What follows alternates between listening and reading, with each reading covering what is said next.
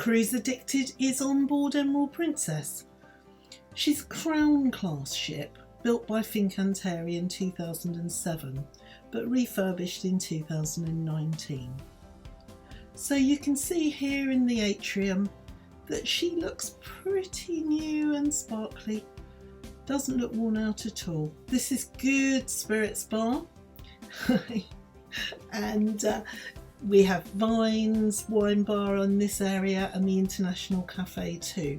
So very much the hub. Internet cafe is useful if you want to use their computers. Up on deck 6 you'll find the entertainment bar, Crooners. Here you can see a pianist. He was an absolute hit of the cruise, absolutely incredible. Kept the party going every evening. There was barely a seat to be had. Even dancing, not your standard crooners pianist, but absolutely brilliant guy. And after the party sort of carried on here, we all went up to Skywalkers. Now this is it filmed during the day, but in the evening it's a disco and cocktail bar. So lovely in the evenings, but also great place to sit in the day and have a bit of peace and quiet, because most people don't find their way right up to the aft of deck 18, but it's a lovely spot. This is a popular spot as well. This is the Wheelhouse Bar back on deck 7, just off the atrium. It's also a restaurant. They call it a specialty restaurant, but basically it's pub food. And right at the bow on deck 7 you'll find the theatre. So we had lots of stuff going on here, tribute acts, vocalists, comedians, magicians, production shows. This is actually a production show that included a magician called Magic to Go. Lots and lots going on in the theatre. Seats can be booked if you want. Now this is at the opposite end of deck 7. This is Club Fusion, and in the middle of the deck you will find the library where you can borrow games, read books, exchange books, which is great, and sit quietly and have a read if you want to. The Medallion help desk also on deck 7, so really useful deck to find your way around. Lots going on. This is the chapel. Not sure why I've got that in there. Back down on deck 5, International Cafe. Honestly, I live here. Breakfast is brilliant here if you don't want to do the buffet crush. Lunch is here similarly if you want to just grab something quickly and take it back. This is Crown Grill. We love Crown Grill. This is her sort of chops and steak menu. It's a specialty restaurant obviously, but the meals are lovely, the service is great. You can see here you get 3 different sorts of salt to choose from. Even the salads look great. This is a great popular one, which is the soup and the lobster, and my favourite pudding. But yes, lovely, dated sort of look, but it's meant to be. Sabatini's, however, which is my other favourite restaurant, the Italian restaurant on board, looks very smart. Unusually, she's on these Crown class ships. She's right up at the stern, and means she's light and airy, and much nicer, I think, than the Sabatini's that are down inside the ships. She's even got a patio outside with fountains, so if you're cruising somewhere warm you can actually choose to eat outside. But lovely Italian meals. I mean, that's the burrata. I could eat it every day, and the tortellini. So yep, risotto, my favourite. Lots that is super and definitely recommended. Very elegant Sabatini's on this ship. This is the main dining room. They all look very similar, all named after artists. We have the Da Vinci, the Michelangelo and the Botticelli. Same menu across all. Dining, well, pizza. Now you can order this on your Medallion and you can have it on deck while you watch movies, which I thoroughly recommend if you're cruising somewhere that's warm. It's a lovely way to spend an evening. Another way to spend an evening if you've had enough of main dining or specialty is here in Planks.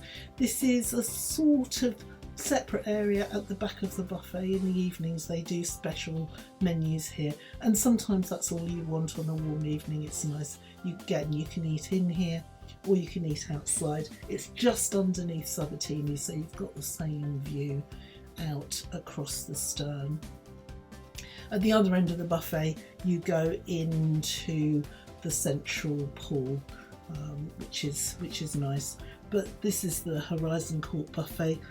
I didn't try and film when it was in use because it was very, very busy all the time. Lots and lots of different food choices, lots of people. It's quite a small buffet, as you can see, so it does get quite chaotic, and someone wandering around filming is not popular, as you might guess. So I didn't, but you can see from the signs how much choice there is. Salty Dog Grill is out on deck. Brilliant choice for lunch, and also another option if you're going to do movies under the stars, burgers and things like that. So that is the Horizon Court planks and the Sabatini's terraces at the stern. This is my favourite pool. So you've got sort of tiered sun decks. That's the bar that goes underneath both of the sort of terraces, and you've got the pool. I just love it. You can sit there all day, pop yourself in there for a swim when you want, watch the wake and have a lovely time. This is the central pool on the ship. This is the one with the screen, so it's the noisiest probably of the three pools, but that's not to say it's a bad thing. It's good fun. And in the evenings it's where you have movies under the stars, which you can either watch from down here or from the deck above, as you saw earlier. Bar there, beautiful place to be. The more sheltered of the two pools, I would say. And this is the forward pool. So this is the pool that has the dancing, the music, sail away parties, things like that. It's the one that's got the Salty Dog Grill, bar up above as well, which is probably our favourite spot. Smoking area is off to the right of that photograph, and then right at the bow you've got the sanctuary.